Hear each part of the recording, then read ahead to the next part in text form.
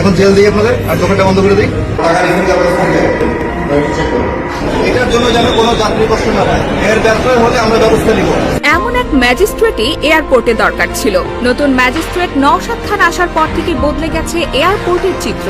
হারানো মালামাল ফেরত পাচ্ছে প্রবাসীরা, বন্ধ হচ্ছে যাত্রী হয়রানি, এমনকি অনিয়ম করে পণ্যের দাম বেশি রাখার মতো অভিযোগও। ছোট একটি স্কুটারে করে বিমানবন্দরের বিভিন্ন অংশে টহল দিচ্ছেন, কথা বলছেন যাত্রীদের সঙ্গে, শুনছেন অভিযোগ। প্রশাসনের এই সরাসরি উপস্থিতি বিমানবন্দরে নতুন এক বার্তা দিয়েছে। এবার আর শুধু কাগজ কলমে নয়, বাস্তবে যাত্রী হয়রানির বিরুদ্ধে ব্যবস্থা নেওয়া হবে। নিজস্ব ফ্লাইটে লাগেজ ওঠানো নামানোর কাজে নিয়োজিত কর্মীদের শরীরে বডি ক্যামেরা ব্যবহার শুরু হয়েছে। প্রতিটি কর্মীকে দায়িত্বের আগে বডি চেক করে ক্যামেরা লাগিয়ে কাজে পাঠানো হচ্ছে।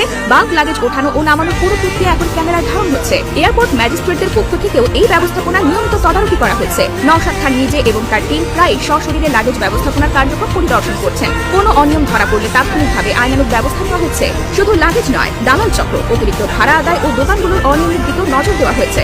সম্প্রতি পণ্যের দাম বেশি নেওয়ার অভিযোগে বিমানবন্দরের 2টি দোকানকে মোট 40,000 টাকা জরিমানা করা হয়েছে। ম্যাজিস্ট্রেট নওশাদ খান দ্রুত অভিযানে অংশ নিয়ে অভিযোগ প্রমাণিত হওয়া মাত্রই এই সিদ্ধান্ত নেন। এতে করে যাত্রীদের মধ্যে আস্থা তৈরি হচ্ছে যে অভিযোগ করলে তা গুরুত্বের সঙ্গে বিবেচনা করা হচ্ছে। এতে করে ভোগান্তি অনেকটাই কমবে বলে মনে করছেন যাত্রীরা।